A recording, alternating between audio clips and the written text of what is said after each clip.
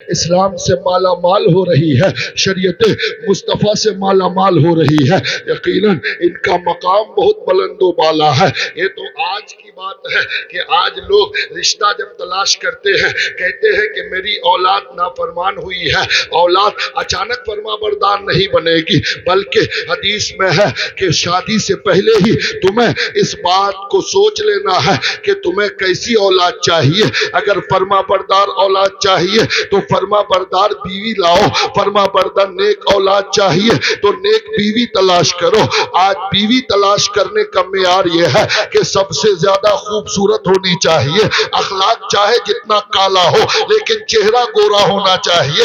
آج لڑکی تلاش کرنے کا معیار یہ ہے کہ وہ انگریزی پڑھنا جانتی ہو، چاہے قرآن پڑھ سکے نہ پڑھ سکے، وہ گانا گاتی ہے کہ نہیں، نماز پڑھ سکے نہ پڑھ سکے کوئی بات نہیں، لیکن گاتی ہے کہ نہیں، ناچتی ہے کہ نہیں، اس کا چہرہ گورا ہے کہ نہیں، اخلاق کالا ہے، کردار بدنما ہے، لیکن صرف جسم گورا چاہیے، صرف چہرہ سفید چاہیے۔ اللہ اللہ اللہ کے نبی نے فرمایا یقیناً حسن دیکھنا منع نہیں ہے، لیکن حسن مال دیکھنے سے پہلے تم یہ دیکھو کہ وہ نیک اور پرہیزگار ہے کہ نہیں، وہ شریعت پر عمل کرنے والی ہے کہ نہیں۔ سبحان اللہ سبحان اللہ۔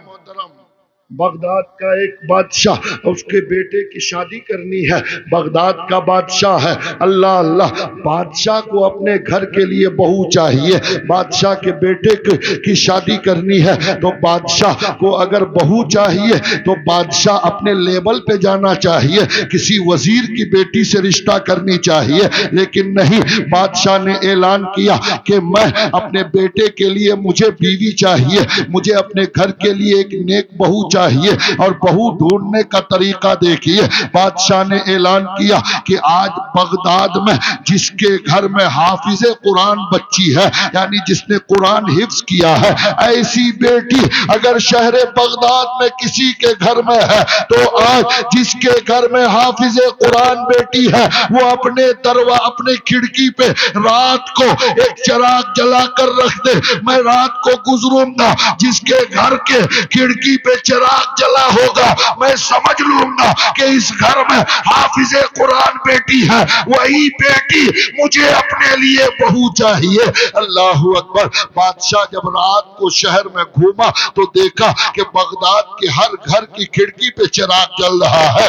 اللہ اللہ، اے مسلمانوں، کیسا دور تھا، بادشاہ نے ایک حافظ قرآن بچی ڈھونڈا تھا، یہاں تو بغداد کے ہر گھر میں کی ہر بیٹی حافظ قرآن بنی ہوئی تھی۔ سبحان اللہ سبحان اللہ۔ پھر بادشاہ نے سوچا کہ اب کیسے امتیاز کیا جائے، بادشاہ نے دوسری رات کے لیے اعلان کیا کہ آج اس گھر میں چراغ جلے جس گھر میں موطا امام مالک جو حدیث کی مشہور کتاب ہے اس کی اگر کوئی حافظہ ہے تو اسی سے میں اپنے بیٹے کا رشتہ کروں گا۔ چنانچہ دوسری رات کو دیکھا کہ بغداد کے آدھے گھروں میں چراغ جل رہا ہے۔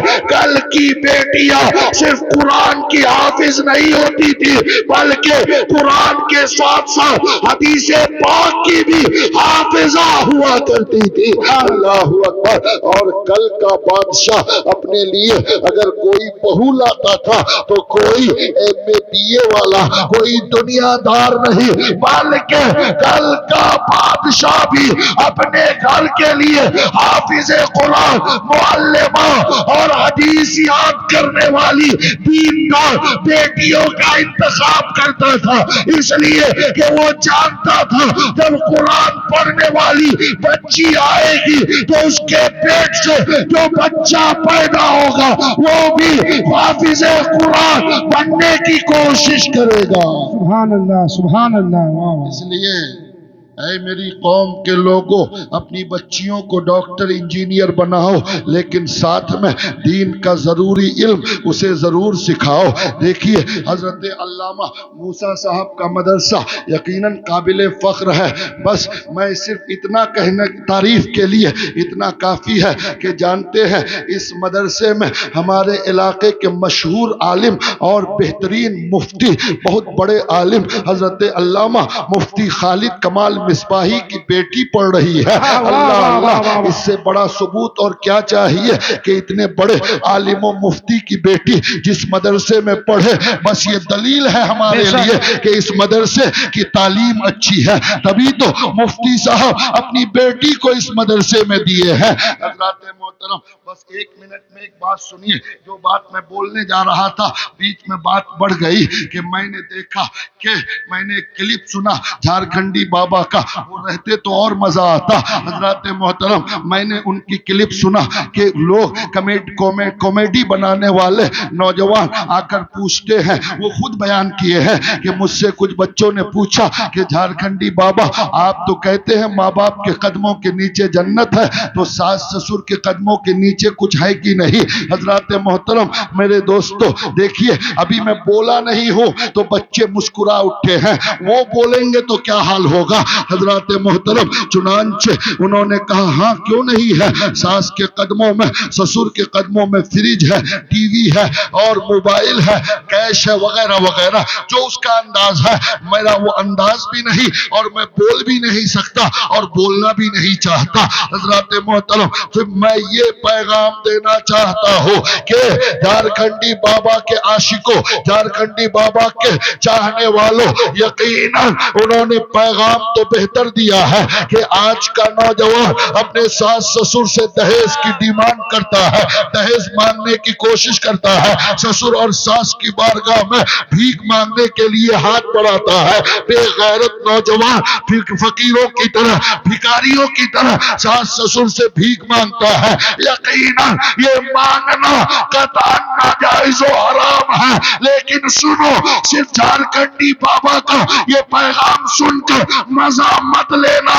اگر صرف مزہ لینے کے لیے سننے آئے ہو تو کوئی فائدہ نہیں ہے۔ انہوں نے جو پیغام دیا ہے، اگر ان سے محبت کرتے ہو تو آج یہاں سے یہ وعدہ کر کے اٹھنا کہ آج کے بعد دہیز نہیں مانگیں گے۔ واہ واہ واہ واہ، سبحان اللہ، واہ حق ہے، واہ واہ واہ واہ واہ حق بات۔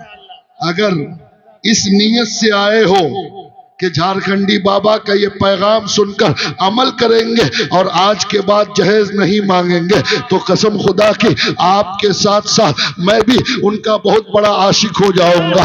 اس لیے آپ عشق کیجئے، لیکن جس سے عشق کیجئے صرف ان کی ذات سے دکھاوا نہیں بلکہ ان کے پیغام پر عمل کر کے عشق کیجئے۔ اللہ رب العزت کی بارگاہ میں دعا ہے کہ پروردگار ہمیں شریعت کے مطابق زندگی گزارنے کی توفیق عطا فرمائے۔ وآخر الدعوانا ان الحمدللہ رب العالمین۔ استغفر اللہ ربی